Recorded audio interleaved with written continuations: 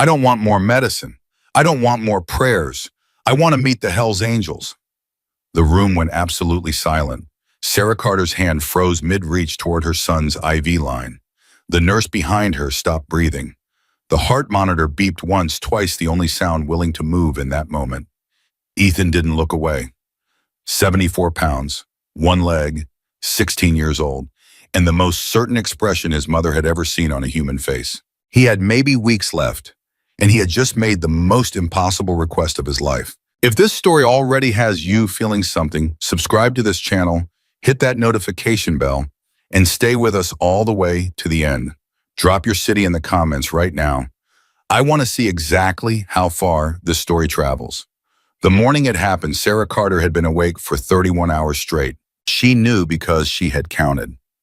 Not in minutes, not in rough estimates. She had counted the way a person counts when sleep has become a foreign country and the body has no choice but to track time in raw, brutal units. 31 hours, 4 cups of bad hospital coffee, 2 conversations with nurses whose names she still hadn't memorized, 1 phone call to her sister that she had ended after 40 seconds because she couldn't figure out what to say. She sat in the chair beside Ethan's bed, the chair that had become her world, her throne, her prison, with a paper cup balanced on her knee and her eyes moving from her son's face to the window and back again. The window gave her nothing. Gray Washington skiing, November pressing its cold face against the glass. A parking lot below that looked like it had forgotten what sunlight felt like. Ethan was sleeping when she arrived that morning. He slept a lot now. That was one of the things the doctors had started saying in careful, padded language, that the sleep was natural and that it was the body's way of conserving, that it didn't necessarily mean anything. Sarah had learned to translate doctor speak over the past 8 months. She had become fluent in it the way immigrants become fluent in a language they never wanted to learn. What they meant when they said conserving was that Ethan's body was starting to wind down. What they meant when they said doesn't necessarily mean anything was that it probably meant everything. He was 16 years old. He had been 16 for 4 months. His birthday had been in July, and they had celebrated in this same room with a grocery store cake that had blue frosting because blue was his color, and 2 balloons that the nurse had taped to the IV stand because there was nowhere else to put them. His Aunt Carol had driven up from Portland. His friend Jake had come and sat on the foot of the bed for 2 hours and tried very hard not to look at the equipment and failed completely. Ethan had laughed at Jake for it. That was the last time Sarah had heard him laugh, the way he used to laugh, full and unguarded, like someone who still believed the world was basically okay. That was 4 months ago. The osteosarcoma had been aggressive from the start. Dr. William Hayes had used that word aggressive in their very first meeting back in March when Ethan had been a different person and Sarah had been a different person, and the word cancer had still felt like something that happened to other families. Aggressive meant it moved fast. Aggressive meant it didn't wait. By May, it had already made the conversation about the left leg unavoidable. By June, the leg was gone, and Ethan had cried for 3 days in a way that didn't sound like crying. It sounded like something being torn out by the roots. He had gotten quieter after that, not depressed exactly, quieter in the way that people get quiet when they have started doing serious thinking, and the thinking has taken them somewhere they can't explain out loud. Sarah hadn't pushed. She had learned through all the months, through all the appointments and procedures and conversations with grief counselors who meant well and said things that landed wrong. She had learned that pushing Ethan never worked. He was like his father that way. He would arrive at things in his own time on his own terms, and when he got there, he would say exactly what he meant with a directness that could stop the air in a room. He was like his father that way. She was thinking about Michael when Ethan's eyes opened. He looked at her for a moment without speaking. That was something he did. Now he would wake up and just look at her for a few seconds, like he was making sure she was still real, like he was orienting himself back into the world.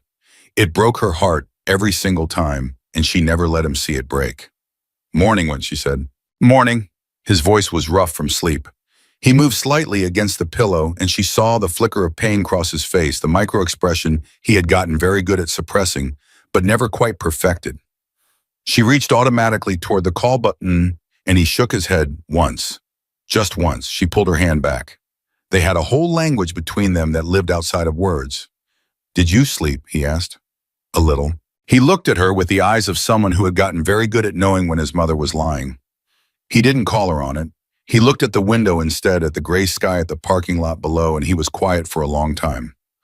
Sarah waited. She was good at waiting now. "Mom," he said, and something in his voice was different.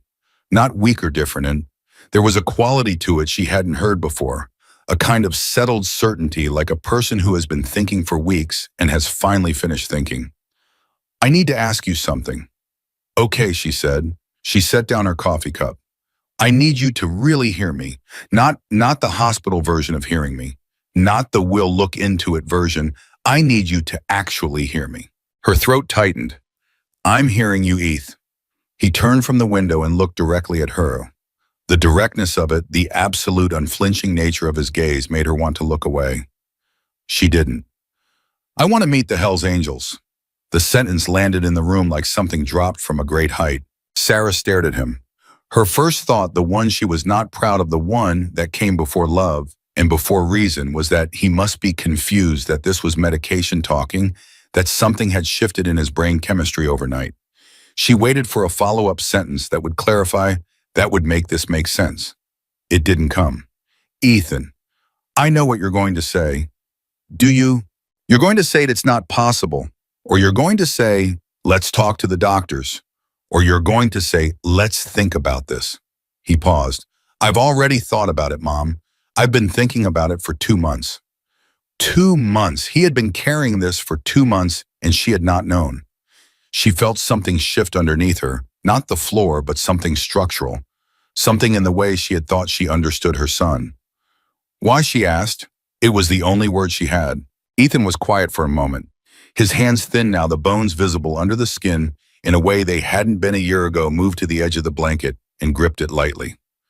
"Because of Dad," he said. The name fell into the room the way it always did, with weight, with history, with a long silence attached to it. Michael Carter had died when Ethan was 4 years old. 12 years. Sarah had spent 12 years carefully constructing the story of Michael for her son, the good parts, the true parts, the parts that a child and then a growing boy could carry without being crushed. She had given Ethan the Michael who was funny and loyal and loved baseball and made pancakes on Sunday mornings.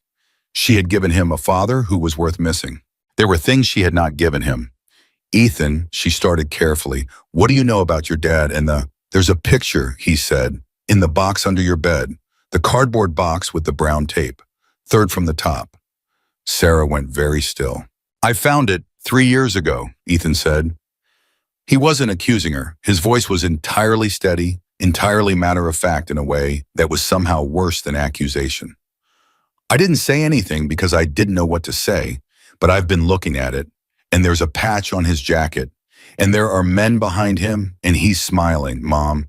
He's smiling the way he smiles in almost no other picture, like he's exactly where he wants to be." Sarah's eyes were burning. She was not going to cry. She refused to cry right now in this moment when her son needed her to be present and clear. "You were going to tell me," Ethan said. It was not quite a question and not quite an accusation. It lived somewhere in between. "Someday, when I was older, when it was the right time." "Yes," she said, because there was nothing else true to say. "I'm out of some days, Mom." The sentence hit her like a physical thing. She pressed her lips together. She held herself together by the thinnest thread.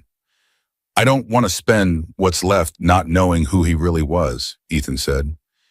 His voice had not broken. She could not understand how his voice had not broken. "Those men in that picture, they knew him. A version of him that I never got to know. And I need to talk to someone who knew that version before I can't anymore." Sarah sat for a long time in the silence that followed. Outside, someone walked past in the hallway. A cart rolled by. Normal hospital sounds from a world that had no idea what was happening in this room.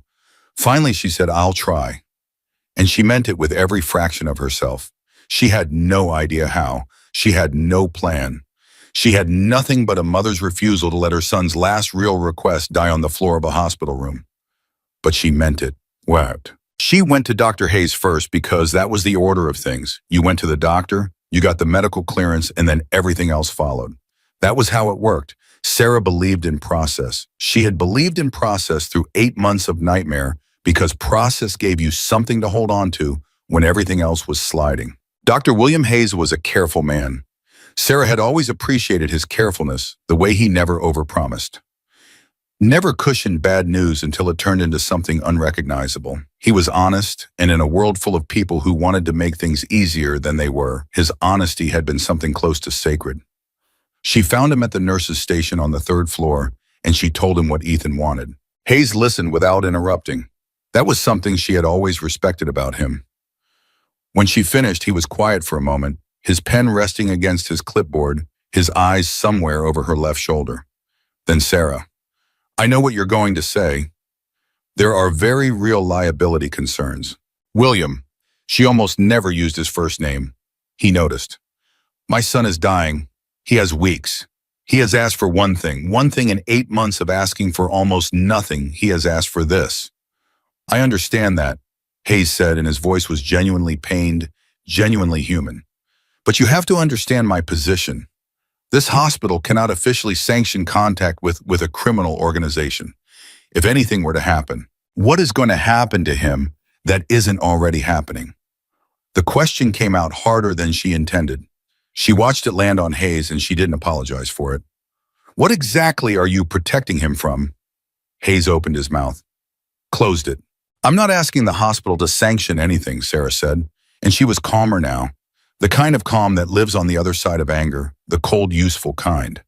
I'm asking you as his doctor, as a person, whether there is any medical reason this cannot happen.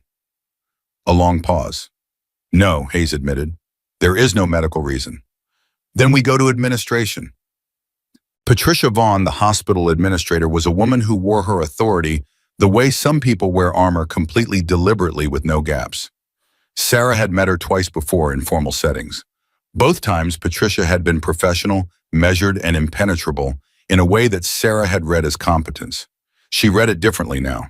Patricia listened to Sarah's request from behind her desk with an expression of practiced neutrality that told Sarah everything she needed to know before a single word was spoken. Mrs. Carter, Patricia said when Sarah finished, I want to be clear that I have enormous sympathy for you and for Ethan. What your family has gone through. What we need, Sarah said quietly, is not sympathy. What you're asking creates significant liability exposure for this institution. The Hells Angels Motorcycle Club is a designated... My son is 16 years old, Sarah said. He weighs 74 pounds. He has one leg. He is not going to be radicalized in the time he has left. He wants to meet people who knew his father. That is the entirety of what he is asking. Patricia's expression did not change. I understand the emotional weight of this situation.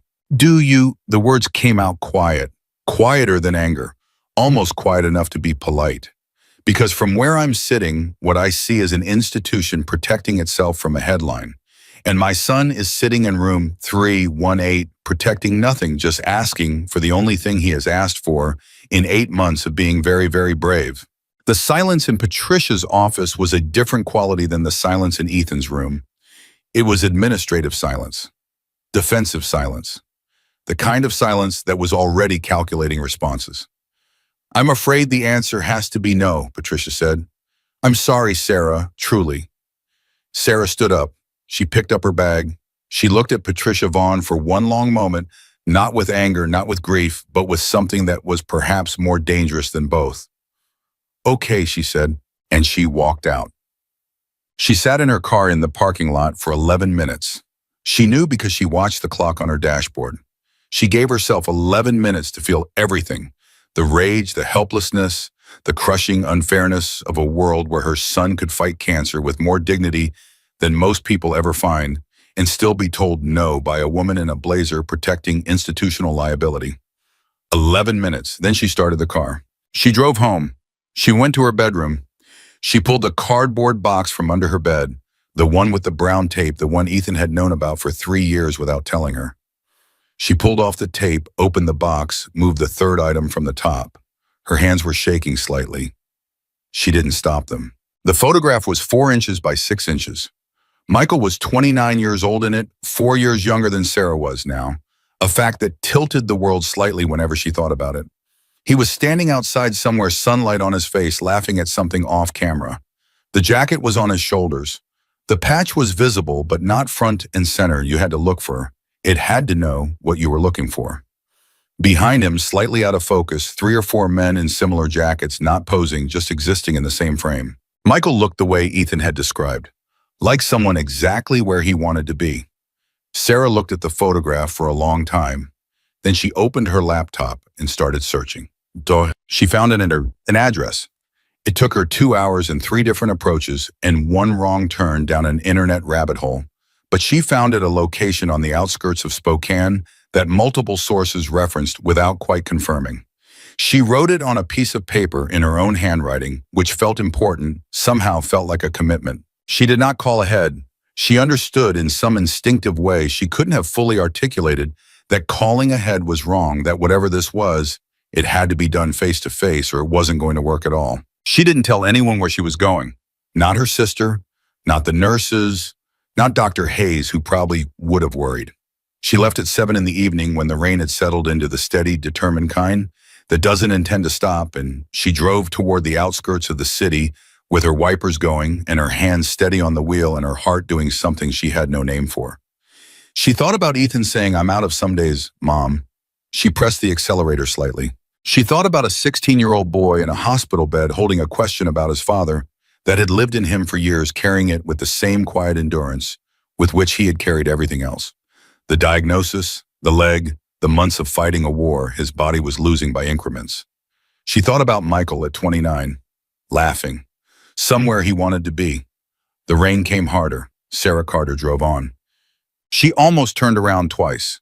The first time was when she missed the turn and he had to double back through a stretch of road that felt increasingly like the edges of the city's confidence. In itself not dangerous exactly, but uninviting. The kind of area that communicated clearly that it was not designed with visitors in mind. She sat at a stop sign for 30 seconds with her turn signal on and her stomach turning over. She thought about Ethan. She made the turn. The second time was when she actually pulled into the lot and cut the engine and sat there in the rain with the building in front of her and realized fully and completely for the first time what she was doing. She was a 41-year-old woman alone in a parking lot about to walk into a Hells Angels clubhouse and ask them to come to a hospital. She sat with that reality for a moment. She thought about a boy who had carried a secret for 3 years because he hadn't known what to say. She got out of the car. The rain soaked her shoulders before she reached the door. She didn't run. Running felt wrong, felt like the wrong energy to carry into whatever was on the other side. She walked steadily, the way she had learned to walk into hospital rooms when the news was bad, with her spine straight and her face clear and her terror locked somewhere interior where it couldn't interfere. She knocked on the door, a long moment, then it opened. The man who looked at her was large, not in the cartoonish way, not in the movie way, but in the specific, particular way of someone who has done physical work for many years and whose body has kept record of it. He looked at her with brown eyes that were neither welcoming nor hostile, just assessing. "I need to speak with whoever's in charge," Sarah said. Her voice did not shake. "My name is Sarah Carter. My son is dying, and I think you might be the only people in the world who can give him what he needs." The man with the brown eyes looked at her for a moment that felt much longer than it was. Then he stepped aside and let her in. Thomas Grizzly Harlan was not what she had expected. She had not examined her expectations closely enough to have articulated them, but she was aware she sat across from him that he was not them. He was in his mid-50s with gray threaded through his beard and a stillness about him that felt earned rather than performed. He had the quality of someone who had long ago stopped needing to prove anything. He did not speak when she started. He did not shift or check his phone or look around the room. He simply sat across from her and listened, and his listening was so complete and so real that Sarah, who had spent the last 8 months performing composure in front of people, felt something in her chest begin to loosen against her will. She told him everything. She told him about March, about the diagnosis, about the word aggressive, and what it had actually meant in practice. She told him about June and the leg, and the 3 days of crying that didn't sound like crying. She told him about the silence that had followed the quiet, that was not depression, but something more deliberate. She told him about this morning, about Ethan's eyes opening, about the sentence that had hit the room, like something dropped from a great height. She told him about the photograph, She told him about Michael. She had not planned to tell him about Michael. She had planned to keep it focused, to keep it strategic, to make the case efficiently and cleanly. But Grizzly's silence had something in it that pulled the truth out, a quality of attention that made dishonesty feel not wrong, but simply useless, simply beside the point. When she finished, there was a silence. Grizzly looked at his hands for a moment. Then he looked at her. Michael Carter, he said. The way he said the name with recognition, with something that lived in the past and had clearly never fully left, made Sarah's breath stop. You knew him, she said. Yeah, Grizzly said. I knew him. The word yeah contained something Sarah could not entirely read. Not grief exactly, something more settled than grief. The way people talk about the dead when they have had a long time to make peace with the loss, but not a long time to forget the person. Did he matter to you? Sarah asked, and she was surprised to hear herself ask it. Surprised that Ethan's question had lived so completely inside her mom that it came out of her now here in this room. Grizzly looked at her for a long moment. Yeah, he said again, quieter this time. He did. Sarah felt something break open in her that she had been holding closed for a very long time. She did not cry. She was too far past crying in this moment. But something shifted, some structure in her that had been rigid with effort, finally briefly released. Then please, she said, please come and tell his son that. Grizzly was quiet. He looked at the table. He looked at his hands again. Outside, the rain continued its patient, relentless work against the windows. When he looked up, his expression had settled into something that was both simple and enormous. Tell me which hospital, he said. She drove back to the hospital in the rain with Grizzly's words sitting in the passenger seat beside her like a living thing. Tell me which hospital. 4 words, no hesitation, no negotiation, no committee, no liability discussion, no padded language about what was and wasn't possible. Just 4 words from a man who had known her dead husband and had looked at her across a table and decided in whatever internal way such men decide things that this was something that was going to happen. Sarah had given him the name. Spokane Memorial, room 318. She had written her cell number on a piece of paper, the same kind of paper she'd written the address on her own handwriting, feeling like a commitment, and Grizzly had taken it without looking at it and folded it once and put it in his chest pocket like it was already safe. She had not asked when, she had not asked how many. Something about the conversation had made those questions feel beside the point, like asking a river what time it planned to arrive at the ocean. She had said thank you. He had nodded once. She had walked out into the rain. Now she drove, and her mind was doing 2 things at once, the way her mind had learned to operate over 8 months of crisis, splitting itself between the immediate and the enormous. One part of her was already thinking about Ethan, about how to tell him, about how to say it in a way that gave him something real to hold without building expectations that could collapse. The other part of her was sitting very still inside the enormity of what had just happened. A stranger had said yes when every institution she trusted had said no. A man with a patch on his jacket and her husband's name in his memory had looked at her and not asked for a single thing in return. She pulled into the hospital parking lot. She sat for a moment. Then she went upstairs. Ethan was awake. He was almost always awake now when she came back after dark. The nights had gotten harder for him, the hours between 10 and 2, when the ward went quiet and the sounds of the machines became the loudest thing in the room. He had told her once in the flat, honest way he told her things that he didn't mind the pain as much as he minded the silence. The silence gave him too much room to think. He looked at her when she came through the door. He read her face the way he always did, fast and accurately, with the particular skill of a child who had grown up watching his mother carefully because there was no one else to watch. You went, he said. It was not a question. I went. And Sarah pulled her chair close. She sat down. She looked at her son, at his face, which was thinner than it had been, but still entirely his, still entirely Ethan's, still carrying that quality of directness that had been his since he was 3 years old and had told a grocery store cashier that her perfume was too strong. They're coming, she said. The silence that followed was one of the most complex silences Sarah had ever been inside. She watched something move across Ethan's face, not one emotion, but several arriving in layers. Surprise first, then something that was almost disbelief. Then underneath that, something so raw and unguarded that she had to work very hard not to look away from it. When, he asked, his voice was carefully neutral. He was doing what he always did, holding the emotion at arm's length until he understood it better. I don't know exactly. Soon. She paused. He knew your dad, Eth. The man I spoke to. He knew Michael. Ethan closed his eyes. He kept them closed for a long moment. His hands resting on the blanket curled slightly, not a fist, just a gathering, a small tightening against the weight of what she had just said. When he opened his eyes, they were bright. Not wet, not yet just bright, the way eyes get when something long held has been touched. Okay, he said. Just that. Okay, the way you say it, when a word has to carry more than words can carry. Sarah reached out and put her hand over his. He turned his hand over and held hers back. They sat like that for a while without speaking, while the monitors beeped their steady, patient rhythm, and the hospital went about its nighttime business all around them. She did not tell him about the complication yet. She did not tell him that the hospital had said no. She made a decision sitting there in the quiet that Ethan's energy in whatever time remained was not going to be spent on institutional obstacles. That was her job. That was what she was for. She would handle the hospital. He would focus on living.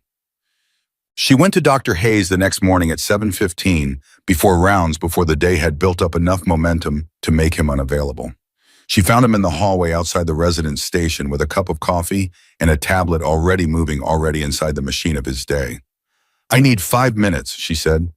He looked at her face and stopped moving. Okay. The Hells Angels are coming to see my son, she said. No preamble, no setup. She had learned after 8 months after Patricia Vaughn's office, after every conversation that had started gently and arrived nowhere, that directness was the only currency that didn't lose value in transit. I spoke with their chapter president last night. He agreed, they're coming. I'm telling you as a courtesy, not as a request for permission. Hayes stared at her. Sarah, there is no medical reason this cannot happen, she said. You told me that yourself. The hospital has concerns about liability. I understand that, but I am Ethan's mother and Ethan's legal guardian, and Ethan has asked for this, and I am not going to let a policy document stand between my son and the last thing he's going to ask for in his life. You can't just... Hayes stopped. He ran a hand across his face. He looked like a man doing very rapid calculations in a language he was not entirely fluent in. Sarah, if the administration finds out that you've arranged this independently, then they'll find out, Sarah said, and they can have that conversation with me after. But right now my son is in that room and he's running out of time, and you know it, and I know it, and I need to know whether you are going to stand in the way of this or not. A long pause. Hayes looked at his coffee. He looked at the tablet in his hand. He looked at Sarah. How many people are we talking about, he asked, and the question, its specificity, its implicit concession told her everything she needed to know. I don't know yet. I need to know. For practical reasons, space, nursing staff. I'm not saying no, he added quickly, something shifting in his voice into something more human, something that lived underneath the doctor. I'm saying I need information so I can figure out how to make this work without the whole third floor shutting down. Sarah felt something loosen in her chest. I'll find out. And Sarah. He stopped her with a hand not quite touching her arm. For what it's worth, what you did last night, it took something. A lot of people wouldn't have done it. He paused. Ethan is lucky in the ways that matter. She could not respond to that, not without losing the composure she needed to keep for the next conversation. She nodded once and walked. Patricia Vaughn's office was on the 4th floor in the administrative wing that always smelled faintly of new carpet and institutional coffee and the specific anxiety of people whose job it is to protect organizations from themselves. Sarah had not made an appointment. She walked past Patricia's assistant with a smile and a nod that suggested strongly she had every right to be walking past, and she opened the office door. Patricia looked up from her desk. Sarah, she said, and her voice carried that particular administrative quality, simultaneously surprised and unsurprised, warm on the surface, and already defensive underneath. I don't have you on my calendar. No, Sarah said. You don't. She sat down in the chair across from the desk without being invited to sit. I want to revisit our conversation from yesterday. I told you. Things have changed since yesterday. Sarah kept her voice level. She kept her hand still in her lap. I spoke directly with the Hells Angels chapter president last night. They have agreed to come and visit my son. They're coming regardless of whether this hospital officially approves or doesn't approve, because they are not coming to the hospital, they are coming to see Ethan, who is a person, not an institution. Patricia opened her mouth. I want to give you the opportunity, Sarah continued, to be part of this in a way that is human and decent. I am not asking you to endorse anything. I am not asking for a press release or a policy change or any official sanction. I am asking you to not actively interfere with a 16-year-old boy's dying wish. That's all. I'm asking you to step aside. The silence in the office was different from the silence it had been the day before. Yesterday's silence had been administrative, calculating, self-protective. Today's had something else in it, something that Patricia Vaughn was working very hard to keep away from her face. You drove there alone, Patricia said, at night. Yes. To a Hells Angels clubhouse. Yes. Patricia really looked at her in a way that was different from the institutional looking of the day before. She looked like a woman suddenly rather than an administrator, and the woman she looked like was someone who had not expected to be sitting across from this. What did they say? She asked. The question was quiet, almost personal. They said they're coming, Sarah said, and the man I spoke with, he knew Ethan's father. He has things to tell Ethan that no one else on this earth can tell him. She paused. Let that sit. This isn't about the Hells Angels, Patricia. It's about a boy who needs to know who his father was before he doesn't have time to know anymore. A very long silence. Patricia looked at her desk, at her hands, at some point in the middle distance that was not the room but something inside herself. I can't officially approve this, she said finally. You understand that? Yes. But I'm not going to make calls to security. I'm not going to issue a prohibition. She stopped. Something moved across her face that she did not quite manage to suppress. I have a son, she said. He's 23. But She stopped again.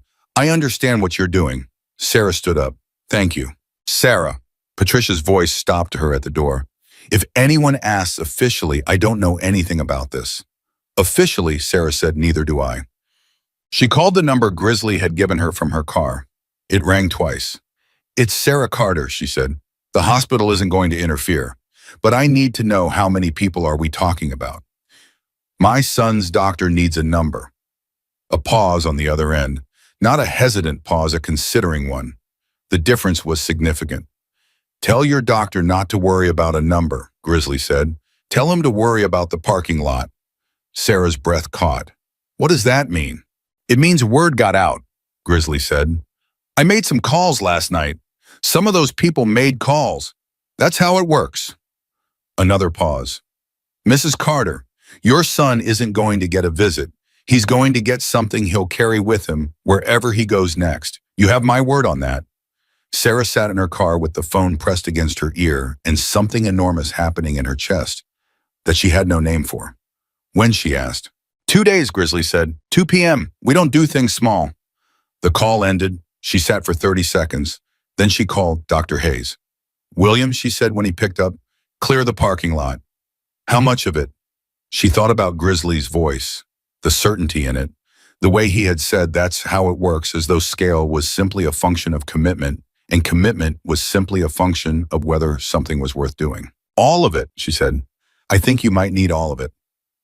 She did not tell Ethan the number. She told him they were coming on Thursday at 2.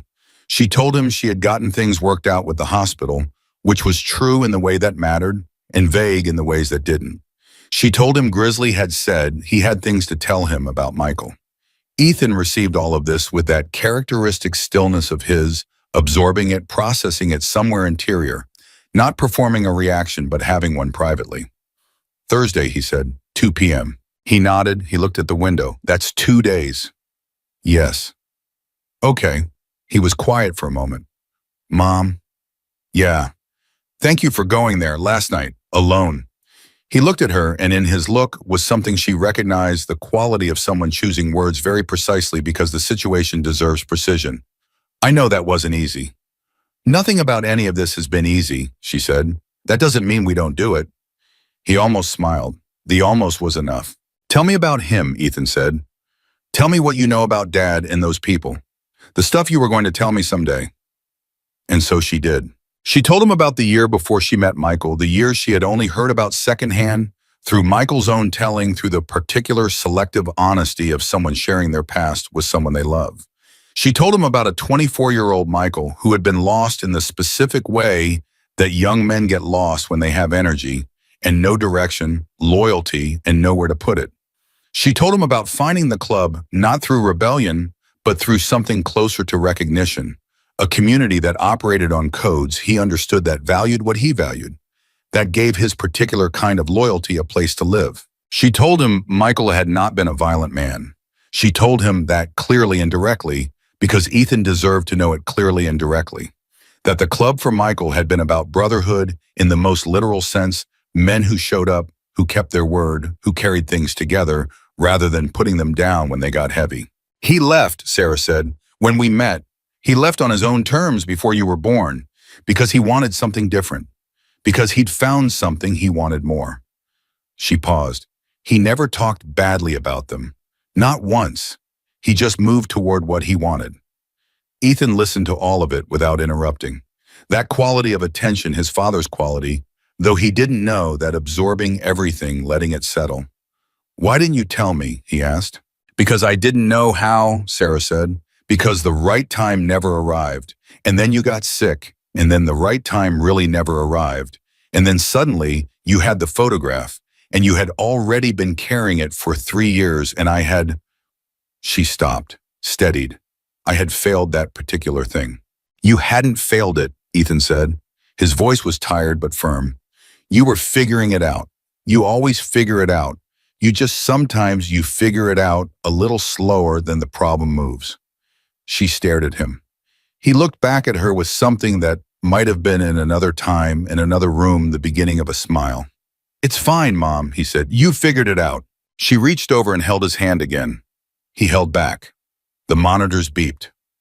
Outside the room, the world continued its ordinary business, completely unaware that in 2 days something was going to arrive that the parking lot of Spokane Memorial Hospital had never been asked to hold. The next 36 hours moved in 2 registers simultaneously, the slow, heavy register of a hospital where time thickens and days feel both very long and strangely compressed, and a faster register happening somewhere outside beyond the walls in a network of phone calls and roads and decisions that Sarah could feel building even though she couldn't see it. She felt it in the call she got from a number she didn't recognize Wednesday evening. A man's voice, not Grizzly's, saying simply, "We'll be there, room for all of us." "The parking lot will be cleared," she said. "Good." He hung up. She felt it when Dr. Hayes pulled her aside Thursday morning and said with an expression that was somewhere between professional concern and something rawer and less manageable, "I've been looking into the parking situation. Sarah, I've been in this hospital for 19 years. We have never cleared the entire main lot for anything." "I know," she said. "You're sure about the number?" "I'm not sure about anything," she said honestly. "I trust the man I spoke to." Hayes looked at her for a moment. "Okay," he said. "Okay." And there was something in his voice that she hadn't heard before. Not doctor voice, not professional voice, but the voice of someone standing at the edge of something larger than their usual frame of reference and choosing consciously to trust the view. She went back to Ethan's room at 11. He was sitting up against his pillows, which was a good sign. The sitting up took effort now, took a deliberate marshaling of energy that he didn't always have. He had combed his hair. He was wearing the shirt she'd brought him 2 weeks ago, the gray one, his favorite. He was ready. She sat next to him. Neither of them turned on the television. Neither of them looked at their phones. They just sat together in the particular quiet of people who are waiting for something enormous and know that talking won't make it arrive faster or easier. At 12:45, a nurse came in with a look on her face that Sarah had never seen a nurse wear before. Not clinical, not professional, not even particularly composed. "Mrs. Carter," the nurse said, "something is happening in the parking lot." Ethan looked at his mother. Sarah looked at her son. "What kind of something?" Ethan asked, and his voice was very quiet, very steady. In his eyes were the eyes of a man holding himself together at the very edge of something that had been 2 months in the asking and a lifetime in the arriving. The nurse opened her mouth, closed it, shook her head slightly in the way people do when they don't have language adequate to what they've seen. "You should hear it," she said. "You can hear it from here if you listen." The room went quiet, and then distant at first building, they heard it. Not one engine, not 10. A sound like weather, a sound like something the earth was doing low and rolling and growing, a vibration that came up through the floor and through the bed and through Ethan's 74 pounds, and into the place in his chest where the answer to his whole life had been waiting. Ethan's breath stopped. Then it came out in a sound Sarah had not heard from him in months. Not a sob, not a cry. Something between them, something that came from a place older than either of those, from somewhere fundamental and irreducible in a human being. The sound kept building, kept coming, and Ethan Carter, 16 years old, one leg, 74 pounds, finally cried.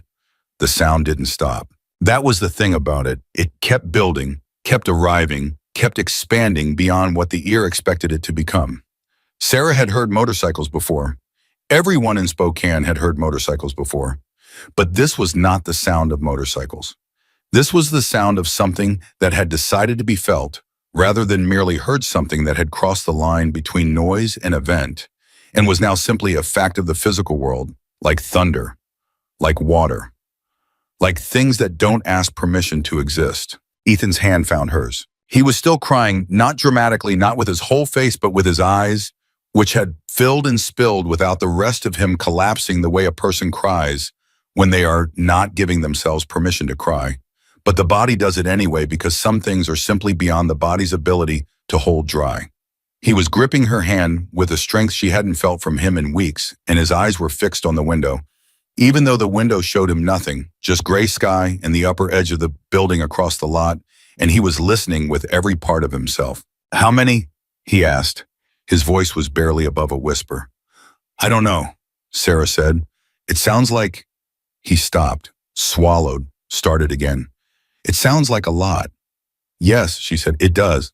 The nurse who had come to tell them was still standing in the doorway. She had not left.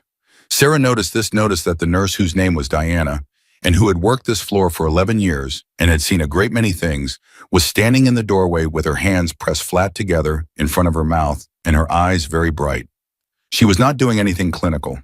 She was just standing there, a human being witnessing something she had not been trained for and did not have a protocol for and was not going to walk away from. More footsteps in the hallway.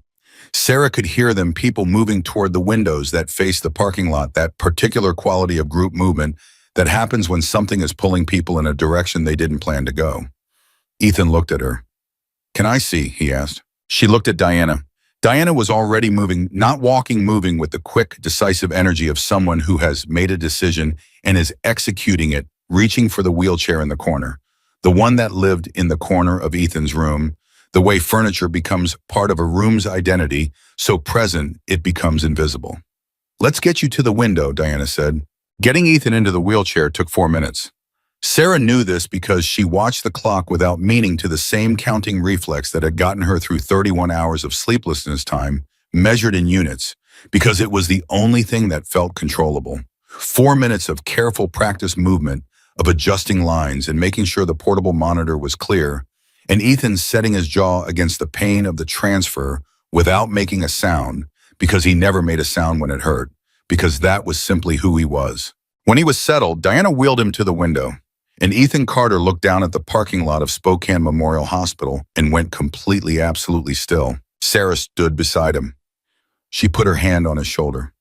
She felt him breathe one breath, then another, felt the rise and fall of it under her hand. This son of hers, this boy who weighed 74 pounds and had one leg and had asked for the one thing no one thought possible and received instead something that no one had thought to imagine. The parking lot was full, not the way a parking lot fills on a busy Tuesday, not cars in rows, not families arriving for appointments, not the ordinary chaos of a medical complex managing its daily human traffic. Full in a different way, entirely full with intention, full with formation, full with 300 motorcycles arranged with the precision that suggested this was not happenstance but something organized, something deliberate, something that had been planned in phone calls and rode here through the rain and the cold, with a purpose that parking lots are not designed to accommodate and had to accommodate anyway. 300, at minimum, maybe more. Ethan made a sound, not a word, just a sound, low, involuntary, the kind that comes out of a person when the thing they hope for turns out to be so much larger than the hoping that the hoping seems in retrospect almost small. "Mom," he said. "I know," she said. "They all came. They all came." He was quiet for a moment. Down in the lot, engines were idling, that collective low rumble that was not silence and not noise, but something between them, a breathing, a presence. People were getting off bikes, men in jackets, women alongside them, people of all ages moving through the lot with the unhurried confidence of people who have somewhere to be and know they have arrived. "He called people," Ethan said. "Grizzly called people." "Yes. And they came." He shook his head slightly. The motion was small. The weight of it was not.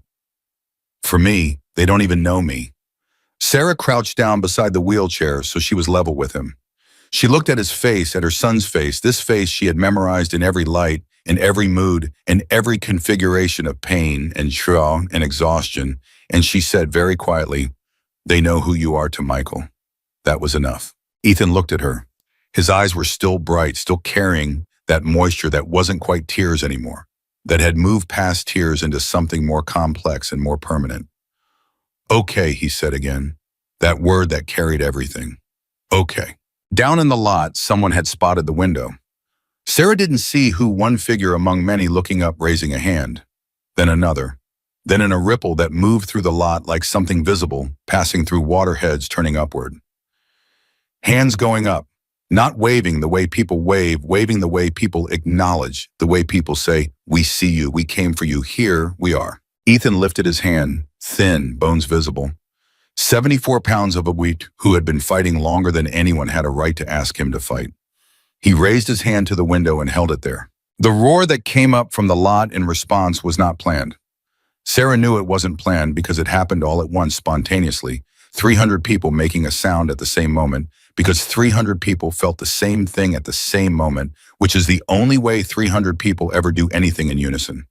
It was not the sound of engines, it was voices, shouts, something that did not have a name, but that filled the room and went through the glass and through Sarah's chest and through Ethan's and sat there enormous and real and alive. Ethan lowered his hand. He turned and looked at his mother.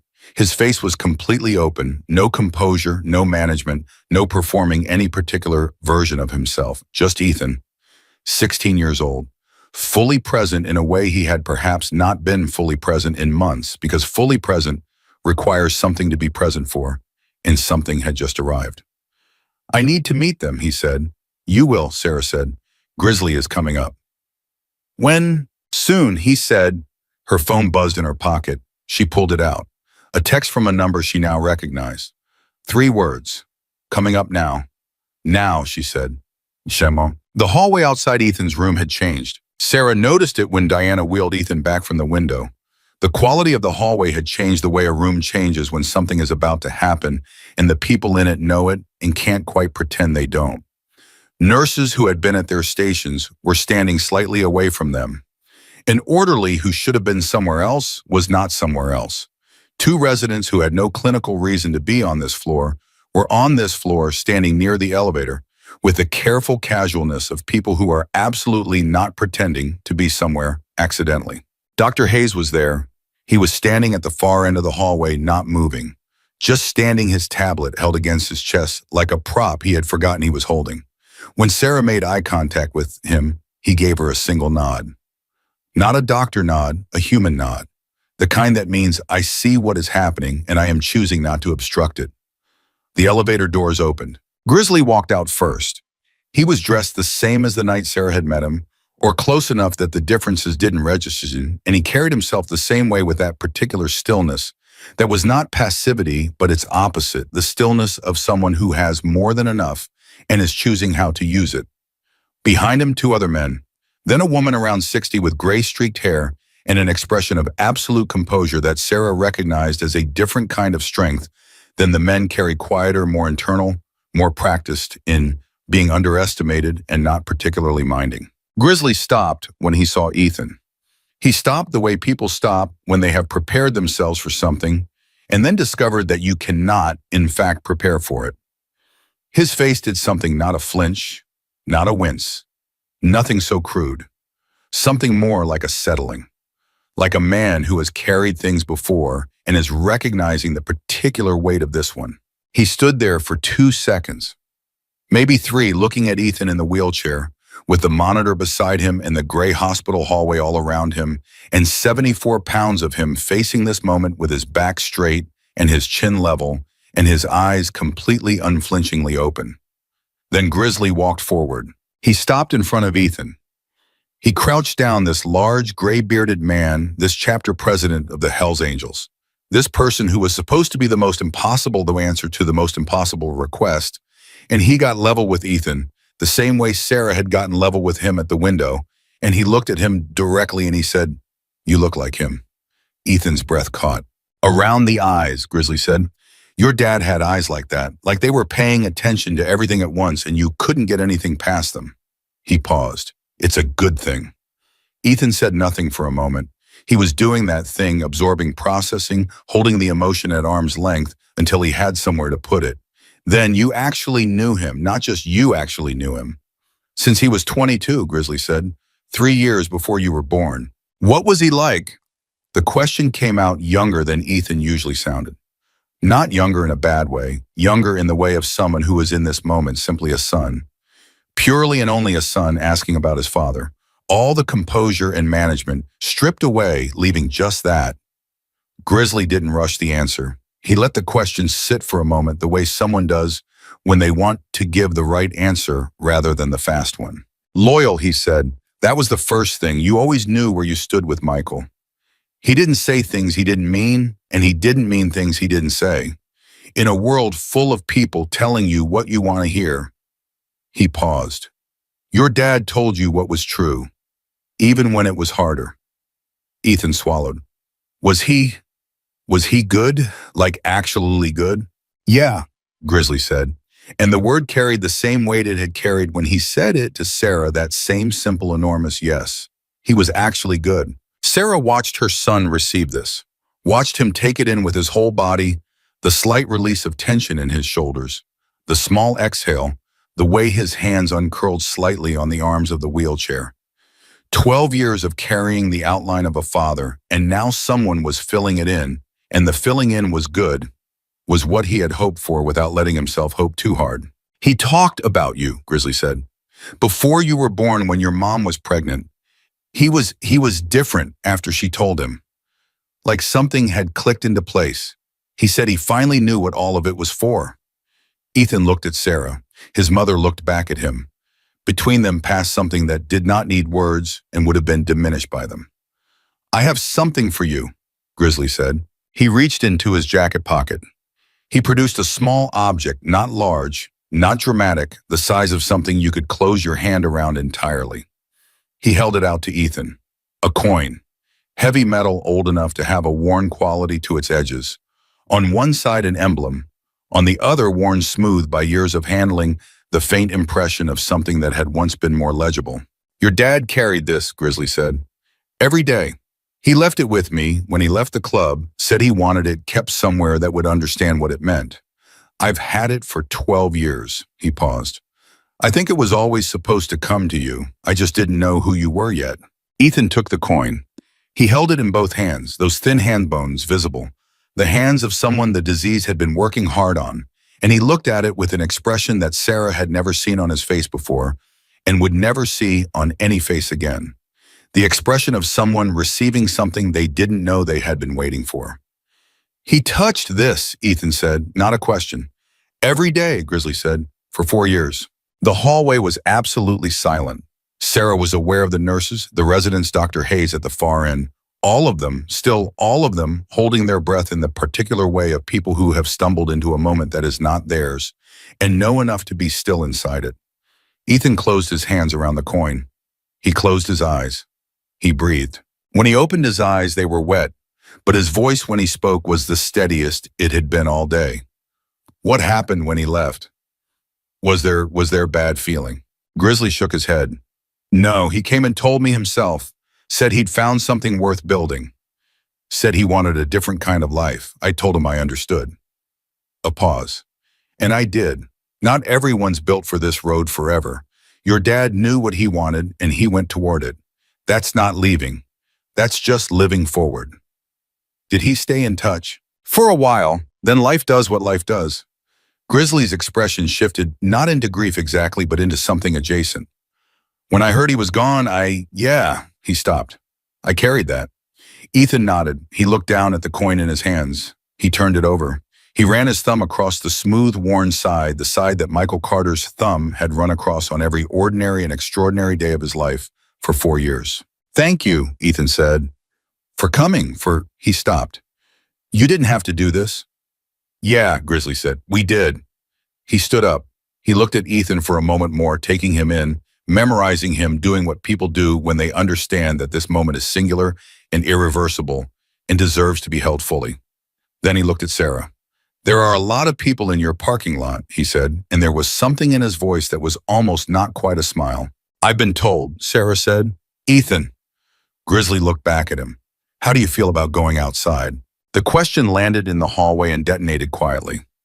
Sarah watched Ethan's face, watched the process of the rapid interior movement of a person recalibrating what they thought was possible. Going outside had not been part of what Ethan had asked for. Meeting the Hells Angels, yes. One room, one conversation, one answer to the question about his father. That was what he had asked for. Outside, Ethan said slowly. Like outside. There are 300 people in that lot who came a long way, Grizzly said. They came for you, not for this hallway. Another pause. But it's your call, always your call. Ethan looked at his mother.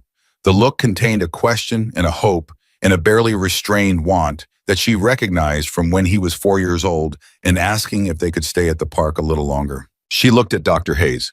Hayes had moved closer during the exchange, close enough to have heard all of it, close enough that the professional distance had eroded under the weight of what he'd witnessed. He met Sarah's eyes. Medically, he said carefully, 15 to 20 minutes of controlled exposure. He stopped, tried again.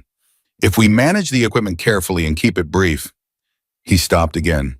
He looked at Ethan.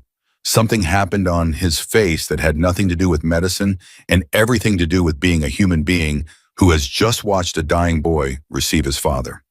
Yes, he said simply. Yes, we can make that work. Ethan turned back to Grizzly. Then I want to go outside. Okay, Grizzly said. He said it the same way Ethan said it, with everything inside a single word, with a fullness that made the word larger than itself. Give us 10 minutes to get the equipment sorted, Diana said. She had reappeared, clipboard in hand, efficient and composed, and visibly not composed at all. Her eyes doing the thing that Sarah had noticed eyes doing all day on this floor, filling and spilling and being blinked clear and filling again. We'll be ready, Grizzly said. He turned and walked back toward the elevator. His 2 men followed. The woman with the gray-streaked hair paused as she passed Ethan's chair. She looked at him for a moment. She didn't say anything. She put her hand briefly on top of his, the hand holding the coin, and held it there for 3 seconds, and then she walked on. Ethan looked at her retreating back and then down at his hand. Who was she? He asked. That's May, said one of the remaining men. Younger, quieter, standing near the wall. She knew your dad, too. She said she'd recognize him anywhere. He paused. She said she was right. Ethan turned the coin over in his hand, and again, and again. Diana was already moving, already organizing, already transforming the clinical into the possible with the brisk, quiet efficiency of someone who has found in this particular situation something worth being efficient for. Sarah stood next to her son. She put her hand on his shoulder, the same hand, the same shoulder, the same gesture as at the window. He reached up and covered her hand with his, the hand holding the coin. Michael's coin warm now from being held. From downstairs through the walls and the floors and all the institutional material of Spokane Memorial Hospital, the sound of 300 engines idling in formation came up like a heartbeat. Ethan felt it through the wheels of his chair, through his hands, through the coin. Dad's people, he said quietly. Your people, Sarah said. He thought about that. He turned it over the way he turned the coin, opening it, feeling its weight, testing whether it was real. Yeah, he said finally. He said it the way Grizzly said it, the way it sounds when yes is not an agreement but a recognition. When a person finally puts a word to something they have known for a very long time without having language for it. The elevator at the end of the hallway dinged. Grizzly stepped back out. He looked at Diana. He looked at Ethan. He raised his eyebrows, a question that didn't need to be spoken out loud. Diana looked at Sarah. Sarah looked at her son. Ethan Carter tightened his hand around his father's. Coyne straightened his spine in the wheelchair with the last of the effort that straightening required and nodded once, like his father, like someone who knew what he wanted and went toward it. "Let's go," he said. The elevator was too small for what this moment required. Diana had configured the portable monitor with the efficiency of someone who had been doing this for 11 years and had never once done it for a reason like this. The IV line was secured. The chair was positioned.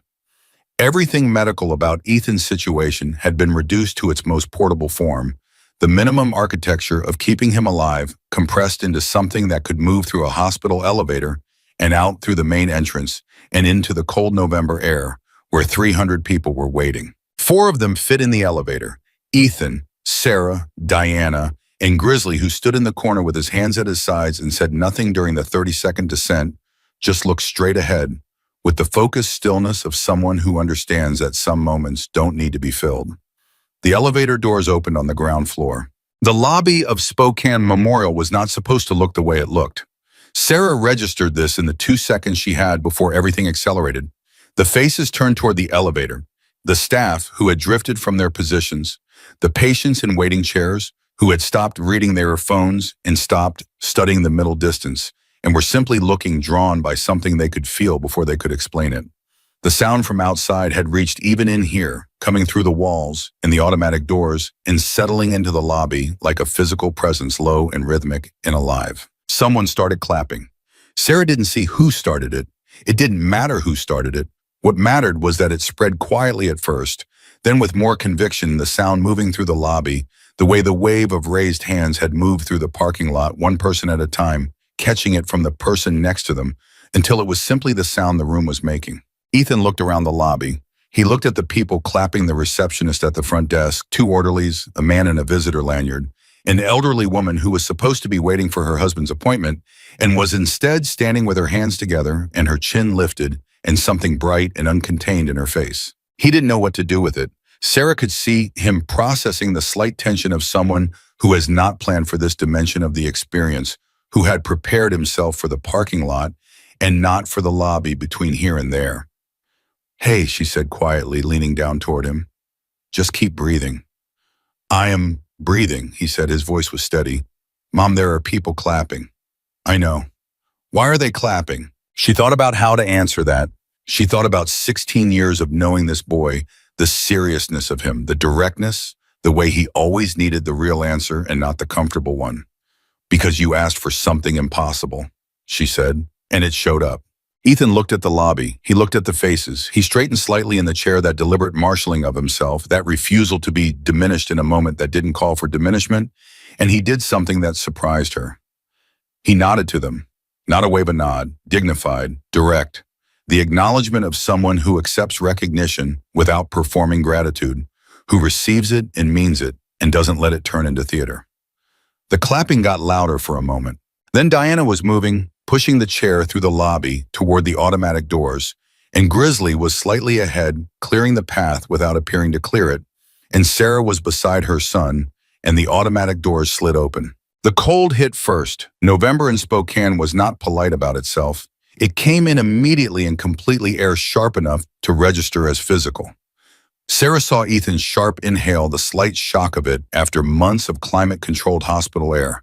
And then she saw something else happen on his face that she had not seen in a very long time.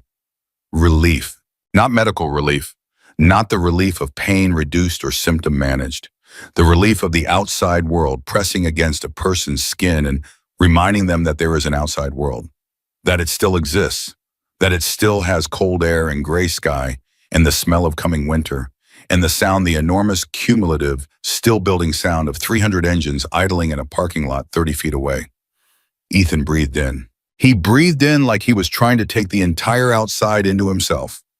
And then he looked out at the parking lot. The effect was different from the window. From the window, he had seen the formation from above, had understood it intellectually, had felt it emotionally, had waved at the shapes of people who waved back. But this was horizontal. This was level. This was looking out across a parking lot at 300 people and 300 motorcycles and meeting their eyes and being seen by them in return, not as a window shape or a symbol, but as a person, as Ethan, as a 16-year-old boy in a wheelchair with a coin in his hand and his mother beside him, and everything he had asked for and more standing in front of him in the cold. The lot went quiet. Not silent, the engines were still running, that low collective breath that was the lot's baseline. But the human sounds stopped. The talking, the movement, the ordinary noise of 300 people occupying a space together. It stopped all at once in that spontaneous, unified way that had happened twice already today, because 300 people all looked at the same thing at the same moment and felt the same thing and had nothing to say about it. Ethan looked at them. They looked at Ethan. This lasted for several seconds that none of the people who were there would ever be able to accurately account for in terms of clock time, because clock time was not the relevant measurement. Then from somewhere in the middle of the formation, not the front, not the edge, the middle, the heart of it, an engine revved. Once. Clean and deliberate. Not aggressive, not showing off. More like a voice clearing its throat. More like the first word of something. Then another. To the left of the first. Then another. And another. Building outward from that center point, like something radiating, like something waking up, each engine adding itself to the one before it, not in unison but in sequence, a wave moving through the lot from the inside out. By the time it reached the edges, the sound had become something that was no longer sound in the ordinary sense. It was pressure. It was air moving. It was 300 machines speaking in a language that didn't need to be translated because it moved directly into the chest and spoke to whatever part of a person lives below language. Ethan's hands gripped the armrests of the wheelchair. Sarah put her hand on his shoulder. She felt him shaking, not from cold, not from weakness, from something that her body standing next to his picked up and matched that particular vibration of a person who is receiving more than they prepared to receive, more than they knew how to prepare for. It's okay, she said. It's okay to feel it. I feel everything, he said. The words came out rough. Mom, I feel everything. She pressed her hand harder against his shoulder. She didn't have words for this moment. She had learned across all the months that some moments didn't need her words, needed only her presence, her hand, the physical fact of her being there. This was one of those moments, but larger. This was the largest of those moments. Grizzly had moved to stand beside the wheelchair. He wasn't looking at Ethan. He was looking out at the lot, at the people there, with an expression that Sarah would spend a long time afterward trying to describe to people who asked and never quite succeeding. It was not pride exactly, not satisfaction, something more like recognition, the look of someone who has called for something and had it answered and is acknowledging quietly, privately, that the answer came. A man came forward from the front row of the formation, 50s, thick-shouldered, with a scar along his jaw that he'd clearly had long enough to have made peace with. He stopped a few feet from Ethan's chair.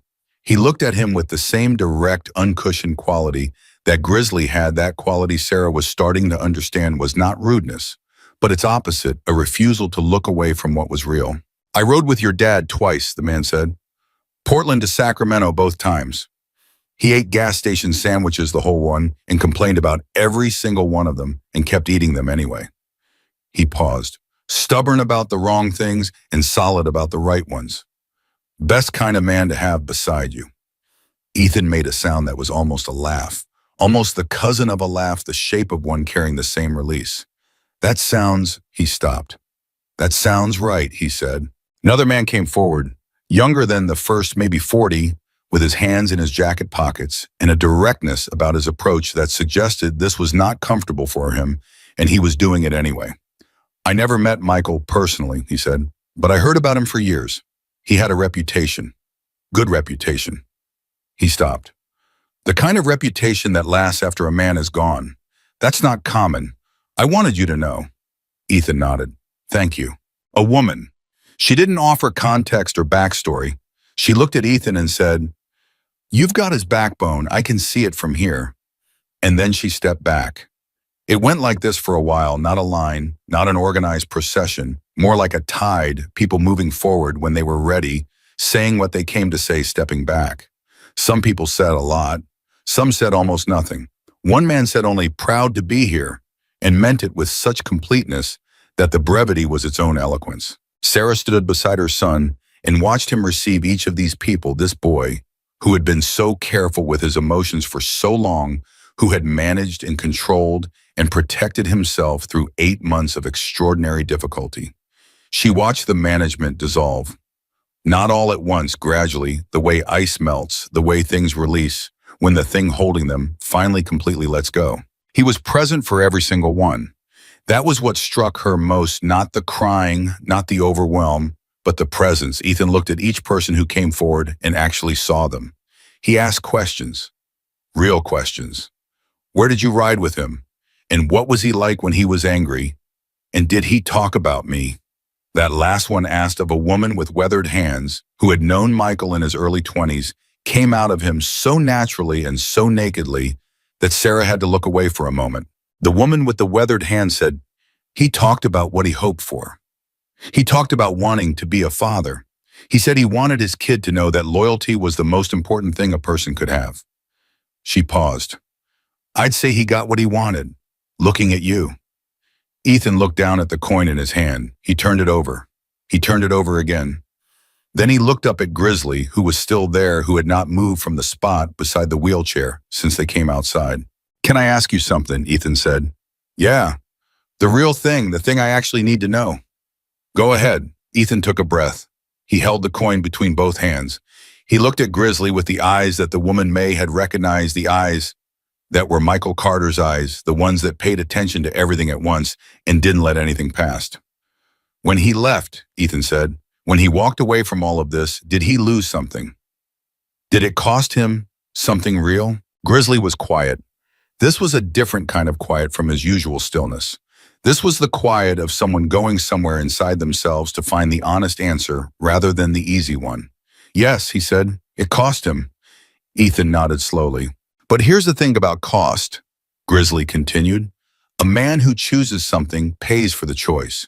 A man who doesn't choose anything pays for that too. Your dad made a choice. He went towards something he wanted more. The cost was real. So was the thing he went toward. He paused. You're the thing he went toward, Ethan. You and your mom. He paid the cost and got exactly what he was paying for. The silence that followed was one of the densest Sarah had ever been inside. Then Ethan said very quietly, so quietly that Sarah almost didn't catch it. He didn't get very long with it. No, Grizzly said. He didn't. That's the part I can't. Ethan stopped. His jaw tightened. The management trying to reassert itself, the habit of composure fighting the tide of the moment. That's the part that doesn't make sense to me. He chose right. He did the right thing. And then he still didn't get to. I know, Grizzly said. It's not fair. No, it's not. I needed him. The words came out with a force that surprised everyone, Ethan himself most of all. Raw and unprepared and absolutely true. I needed him and he couldn't. He stopped. He pressed his lips together. He looked down. I'm sorry, I didn't mean to. Don't apologize, Grizzly said. His voice was firm but not hard. You say what's true, that's the only rule. Ethan looked up. His eyes were overflowing now completely, without the controlled quality of earlier. Just wet, just a 16-year-old boy who needed his father and didn't have him, and had found today the closest thing available and was feeling the gap and the gift of it simultaneously. I needed him, he said again, steadier this time. And I know he couldn't. I know it wasn't his choice. But I needed him, and I've needed him every day, and nobody ever just let me say that out loud. Grizzly crouched down again. Same level, same direct eye contact, same absence of flinching. Say it as many times as you need to, he said. Ethan looked at him. Something moved in his face, a recognition, a reception, something being handed between them in the space of a look. I needed my dad, Ethan said. I know. And I didn't get him. No?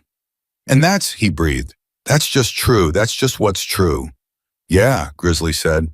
That's just what's true. They stayed like that for a moment. The large man crouched in front of the boy in the wheelchair.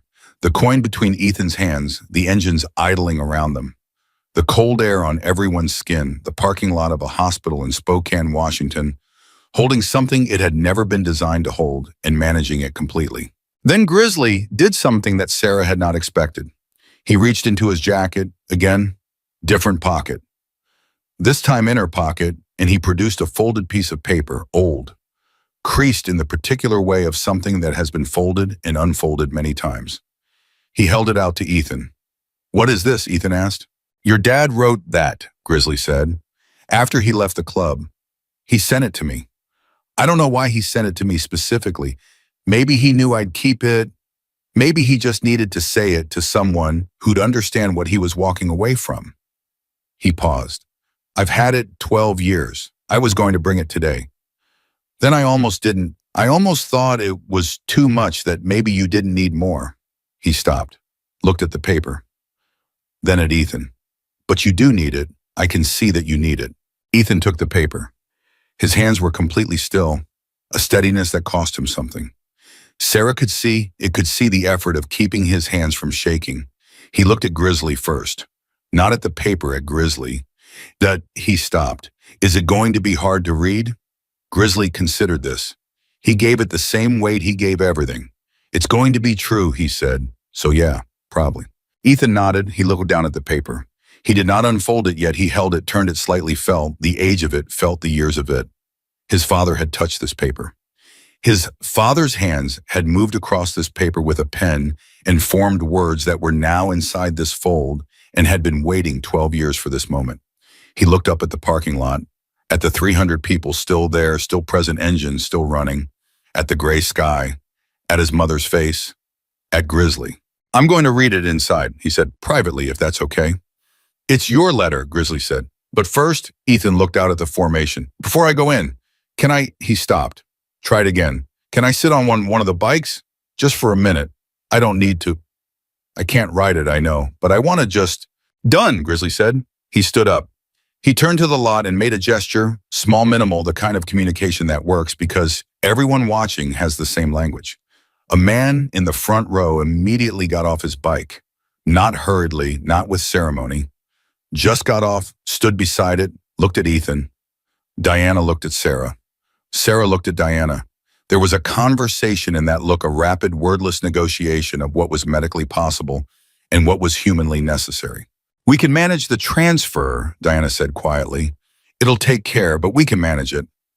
It took 5 people in 4 minutes and a degree of coordination that would have been impressive under any circumstances.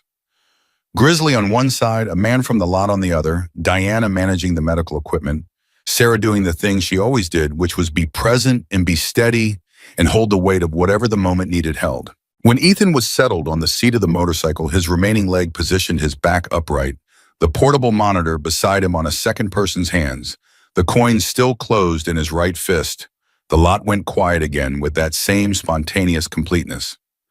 He was not a patient. In this moment, in this configuration, he was not a patient. He was a boy on a motorcycle in November, with his father's coin in his hand and his father's letter in his pocket, and 300 people arranged around him in the cold air of a hospital parking lot in Spokane, Washington, because he had asked for one impossible thing and the world had decided to give him something larger.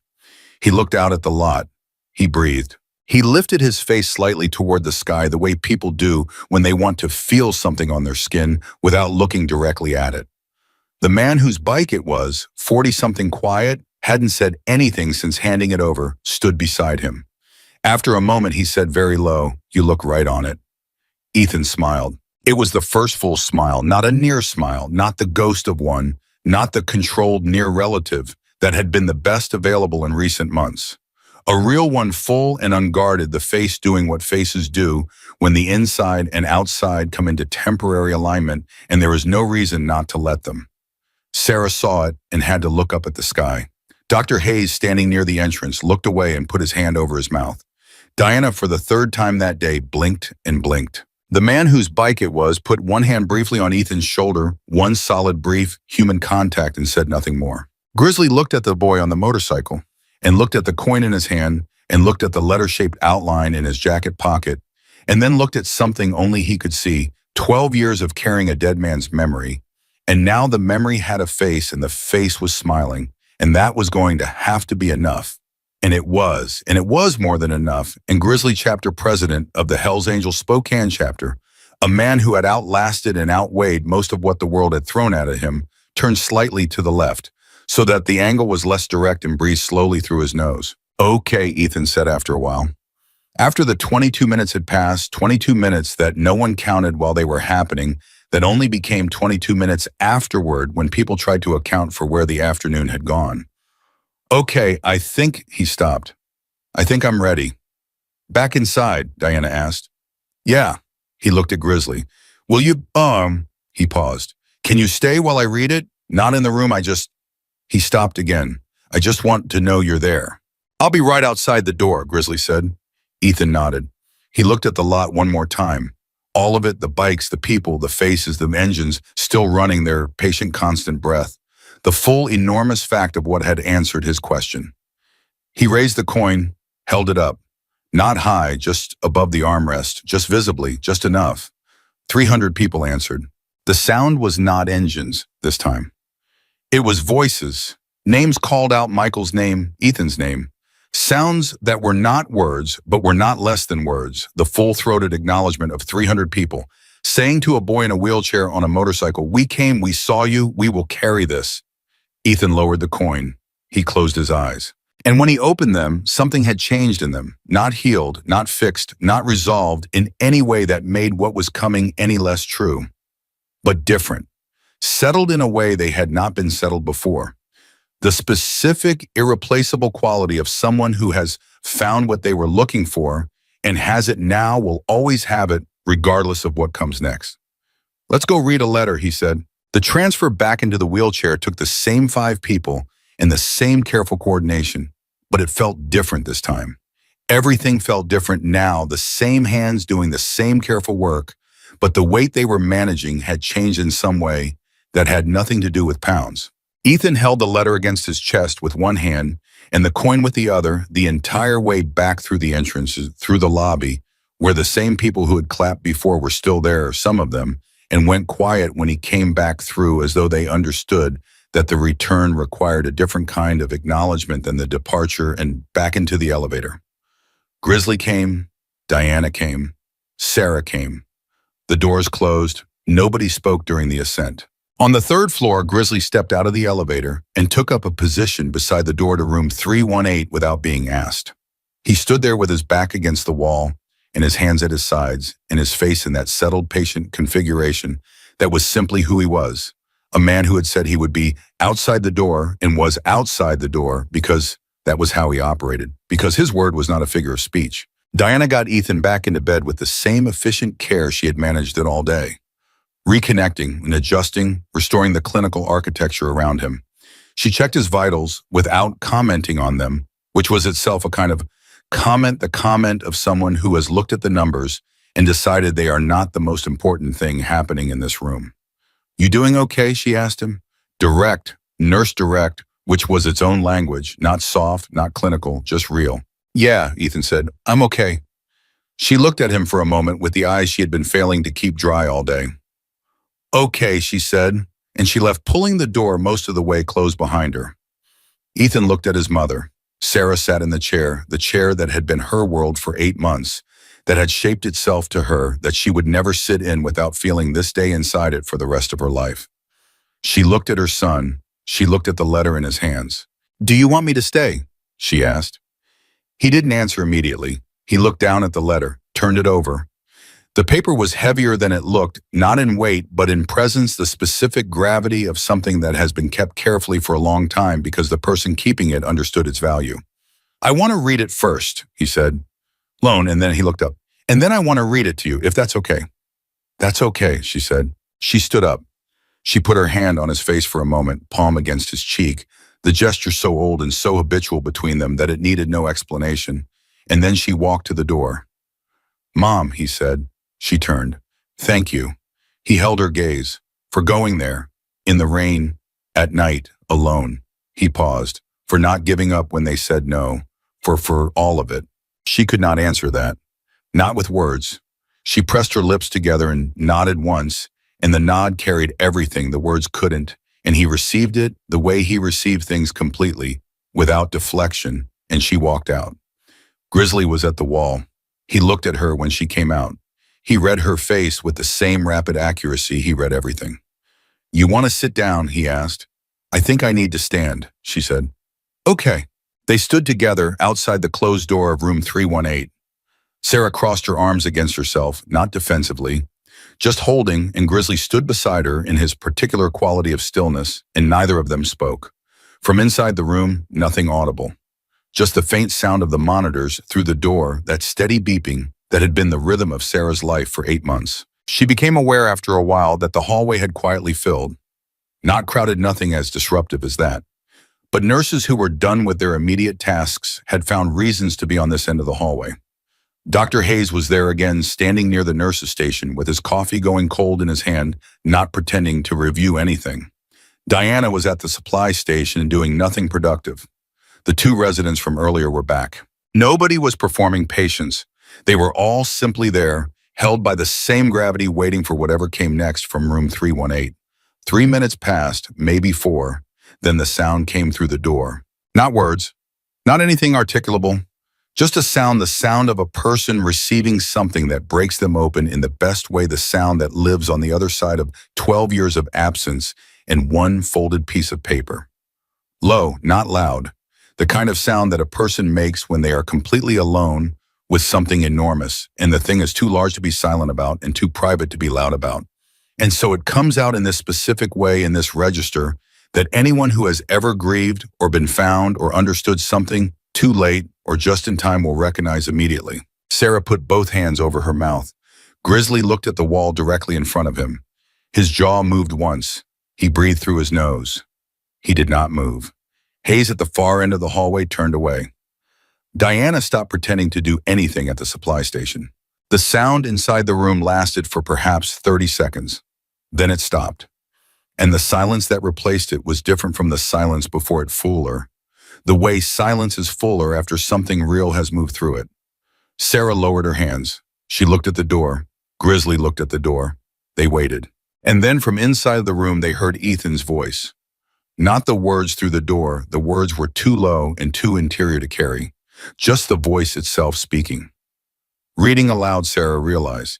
He was reading the letter aloud to himself or to the room, or to his father, or to whatever part of the universe receives the things we say when we finally have the right words to say them. She put her hand flat against the door. She did not go in. She just touched the door.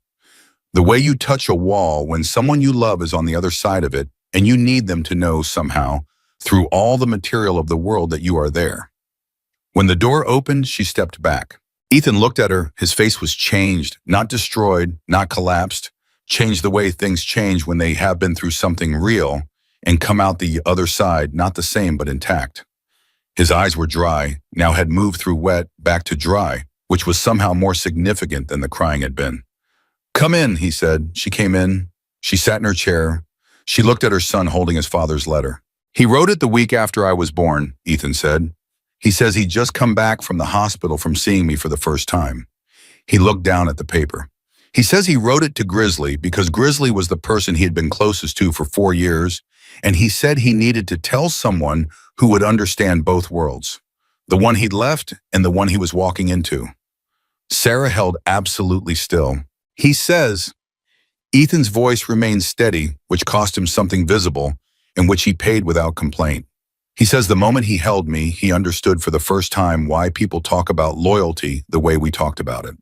He says he'd spent 4 years learning what loyalty meant, real loyalty, the kind that shows up, the kind that doesn't leave when things get heavy, and he thought he understood it. And then he held me and realized he'd only understood the beginning of it." He paused. "He says a person can be loyal to a brother, but being loyal to your child is something else entirely. It goes in a direction you can't prepare for, straight down, into the ground, like roots." Sarah's throat had closed. She was not going to speak. This was not her moment to speak. "He says he hopes I'm stubborn," Ethan said, and something almost like a smile moved through his voice. "He says he hopes I argue back. He says he wants me to be difficult in the right ways and easy in the important ones. The almost smile steadied. He says the most important thing he ever learned was that the people worth keeping are the ones who tell you the truth when the truth is hard.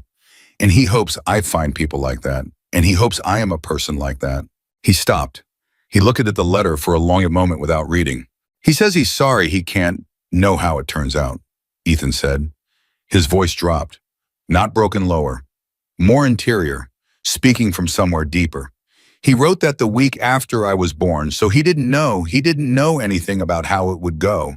But he says he's sorry preemptively for every time he won't be there.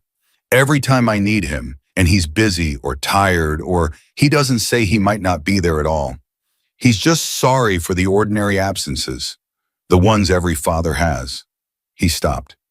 He didn't know he was writing an apology for all of it. He thought he was just writing about Tuesday nights and baseball games. The silence in the room held that for a moment. He ends it, Ethan said with one sentence. Just one, no period. He looked at the paper. He read it aloud. His voice did not break. He says, whatever you become, you were already enough the moment I held you. Sarah put her hands over her face. She sat that way for a long time. She was not performing grief, and she was not managing it. She was just inside it, inside all 12 years of it, and all 8 months of it, and all of today, with its impossible arrivals, and its parking lot full of engines, and her son on a motorcycle, and a coin worn smooth by a dead man's thumb, inside all of it, finally without the composure that had been holding it at bay. Ethan let her be there. He did not try to fix it or redirect it or make it smaller. He sat with his father's letter and his father's coin and watched his mother grieve the full weight of Michael Carter without interruption, because that was the right thing to do, and he knew it, and he was his father's son, and his father had said that loyalty goes straight down like roots. After a while, she lowered her hands. Her face was wet and honest, and she did not try to arrange it into anything. He knew, she said, even in that one letter. He already knew who he was and what he wanted and what mattered. She paused. I wish you had known him. I'm so sorry you didn't get to know him. I know him a little now, Ethan said. She looked at her son. Through the coin, he said, through the letter, through the people in that parking lot who carried him around for 12 years. He held up the coin. Through this, he's not as gone as he was this morning. That's real. That's an actual true thing that happened today. Sarah looked at him for a long moment. At the face she knew better than any face on earth, which was also, she could see it now more clearly than she ever had, her husband's face, the eyes, the jaw, the quality of looking that didn't let anything past. Can I ask you something? She said. Yeah. Are you scared? The question was one she had never asked directly. 8 months and she had talked around it, had discussed fear in clinical terms with Dr. Hayes and in careful language with grief counselors, but she had never asked Ethan directly because she had been afraid of the answer and afraid of the asking and afraid of everything that acknowledging the question fully would mean. She was not afraid of it today. Ethan considered the question. He gave it the weight it deserved, set with it, turned it over, the way he turned the coin over, feeling for what was true. Less than I was this morning, he said. He looked at the coin. I think I was scared because I thought I was going to leave without belonging to anything, without a history that made sense. He paused. I know who I am now. I know where I come from, both sides of it. He closed his hand around the coin. You can't be afraid of disappearing when you know what you're made of. Sarah pressed her lips together and held herself together and held herself together and held herself together. Then she reached over and took his hand, the hand with the coin, and he held back the same way he had been holding back all day, with a grip that was stronger than his body had any right to produce. A knock at the door. Grisly. He stood in the doorway. He looked at Ethan. He looked at Sarah's face and read it in 1 second and looked back at Ethan. We're going to head out, he said. I wanted to say goodbye, and I wanted to say, He stopped. He was not a man who stopped mid-sentence. He started again. I wanted to say that Michael would not have been surprised by any of today. Not the letter you wrote him, not the way you sat on that bike, not the way you've handled. He gestured briefly at all of it, the room, the equipment, the 8 months compressed into this space. Any of it. He would have said, yeah, that's my kid. That's exactly my kid. He paused. I wanted you to hear that. Ethan looked at him, and for a moment he was not 16, and he was not dying, and he was not in a hospital room. He was just a son hearing that his father would have been proud, which is one of the oldest and most necessary things one human being can give to another. "Thank you," he said, "for keeping the coin, for keeping the letter, for coming." "Thank you for asking," Grizzly said. "Not everyone asks for what they need. Takes something to ask." He looked at Ethan for one more long moment, memorizing same as before, holding the image of this boy against the image of the man he'd known, finding where they matched and where they diverged, and carrying both. Then he put two fingers to his forehead in a salute that was casual and serious, simultaneously the way all real gestures are, and he walked out. His footsteps went down the hallway. The elevator dinged. Then from far away from the parking lot 4 floors below, and a world away, the sound of engines changed from the idling patience of waiting to the deliberate chorus of departure. One by one, and then in groups, and then together, 300 motorcycles leaving the lot of Spokane Memorial Hospital in the same formation they had arrived in, organized by an instinct that was older than any rule carrying with them, whatever it is people carry when they have witnessed something true. The sound built peaked, and then slowly, gradually, with the patience of things that have decided to be heard, faded. Ethan listened to it go. He listened all the way to the end, past the point where it was clearly audible, past the point where it was a sound at all, into the place where it lived only in the body's memory of having felt it. He listened until the only sound in the room was the monitor and the building's breath and his mother holding his hand. When it was gone, the silence was not empty. That was the thing Sarah would try to explain later to her sister on the phone, and to Dr. Hayes who asked, and to the grief counselor who came on Friday, and to everyone who wanted to understand what had happened. The silence after 300 motorcycles left was not empty. It was the fullest silence she had ever been inside, packed with everything that had passed through the room and the parking lot and the hallway and the coin and the letter and the afternoon present, in the way that things are present after they've moved through a space and changed it permanently. Ethan turned the coin over one last time. He closed his fist around it. He looked at his mother with Michael Carter's eyes. Those eyes that paid attention to everything at once, that didn't let anything pass. And he said very quietly, with the completeness of someone who has arrived somewhere they have been traveling toward for a very long time, "Now I understand who I am. And Sarah Carter looked at her son, this boy who had weighed 74 pounds and carried 12 years of questions, and asked for the one impossible thing and received instead something the size of 300 engines and one folded letter. And she understood fully and finally, and without any remaining ambiguity, that she had not lost him yet. He was here. He was completely, entirely, fully here. More here perhaps than he had ever been. Whatever came next, whatever the monitor said, whatever Dr. Hayes prepared them for, whatever November became and December after it, Ethan Carter knew who he was. He had his father's coin warm in his hand, and his father's words settled in his chest, and his father's people somewhere on the road behind him, carrying him forward in the only way the living can carry the dying, by making sure they know before the end that they were seen, that they mattered, that the love that made them was real and large and worth every cost it asked. Some things cannot be taken back once they are given. The truth of a father handed to a son 12 years late and right on time, that is one of those things. It lives now in a coin worn smooth by 2 pairs of hands across 2 generations, and in a boy who closed his eyes in a hospital room in Spokane, and finally, completely without reservation or grief or the long ache of the unknown, knew exactly where he came from and exactly what he was made of. That is not a small thing. That is everything.